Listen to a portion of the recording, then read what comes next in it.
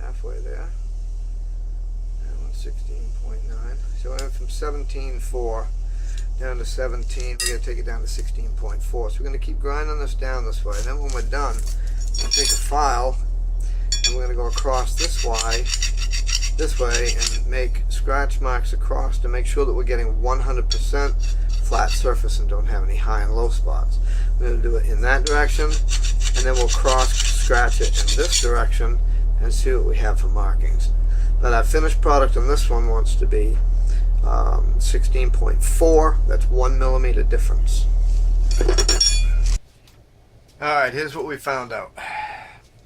The pins now are 50 millimeters to match the originals. They're going to be 50. Open. We got 50 millimeters. The rods, new rods, are 17. Then we have 2 thrust washers at 1 millimeter each. Gives us a total of 19 millimeters. So 19 from 50 tells us what we have to have for the 2 webs. We cut that in half. So 19 from 50 is 31. So each one of these webs now, here, where the washer comes up against right here, this now has to measure 15.5. We have to take another full millimeter off each one of these. So we want to come up with the 2 of these together. Want to be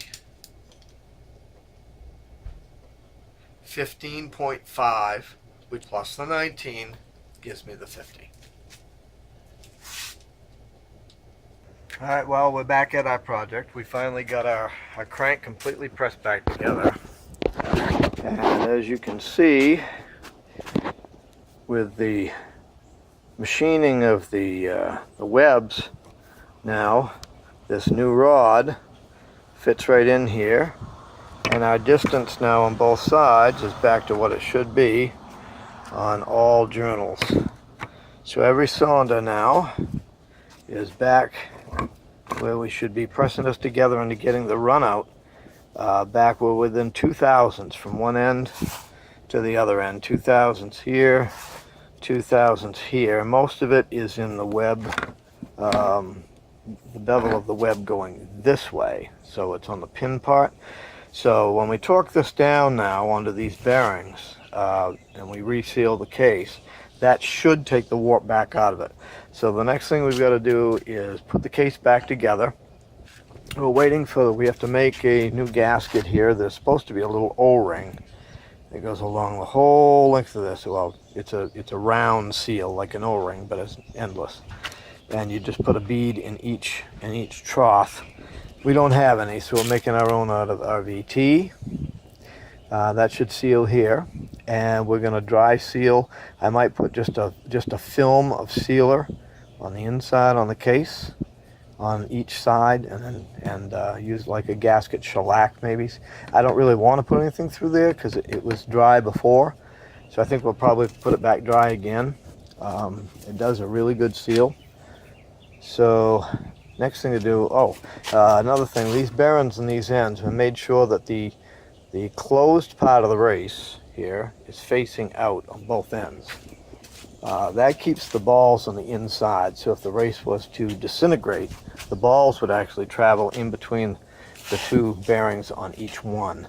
So hopefully, if they disintegrate for any reason, it's supposed to keep them from getting into the crank area and ruining the engine. So now we got to bolt the case back together and check run out one more time. Alright, we're back at the project. We've got the engine back together. It's all cranked, torqued up here. Crank is inside. Cylinders are on, pistons are in. Now what I'm doing is checking for the final runoff. I was hoping that once we torqued it back up, that just the torque on the bearings would help straighten it out a little bit. So now we're going to do a runoff and see what we've got. This is the PTO end. As I turn the shaft, I see it goes from, highest point is 22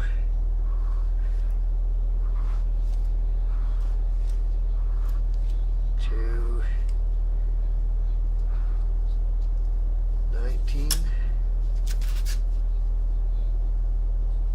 Can't tell if it's 19 or 18. I'll have to review. Looks like 18. 18.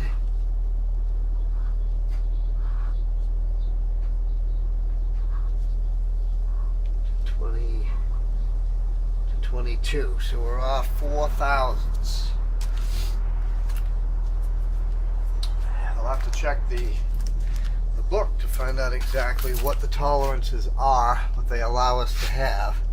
Next thing I got to do is set this on the other end, find a way to turn this without marring it up, and check the run out on the magneto end.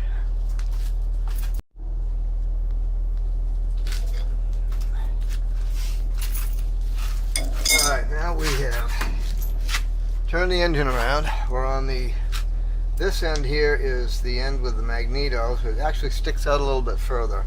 I can't really get on the shaft because I've got no way to turn it from the other end. There's no keyway. I don't want to mark the shaft. So we're going to turn this using, we've got it torqued up but not torqued up completely, just enough to hold it in the keyway.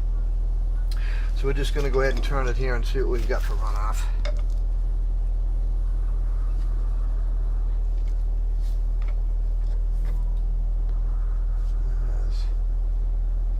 Looks like they're going from 99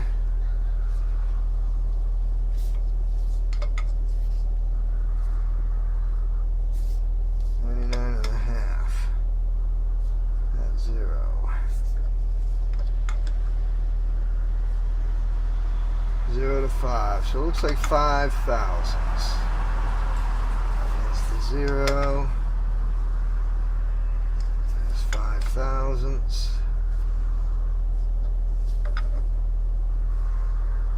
0. 5 thousandths. Alright, so we're 5 thousandths off on this end. 4 thousandths on the other end. That's the high point right there. So we're going to have to go back to the book and check the tolerances, but that is pretty close for not having any intricate machine work done. What I can do is I can shock the shaft, find the high point, take this off, and with a brass hammer I can hit on the end of the shaft, which can cork it just a little bit. If it's in the webs on the inside, there's really not much I can do other than the web going this way. It'll have nothing to do with the web going this way. But that is really close. I'll have to see what the specs are, and then we'll take it from there.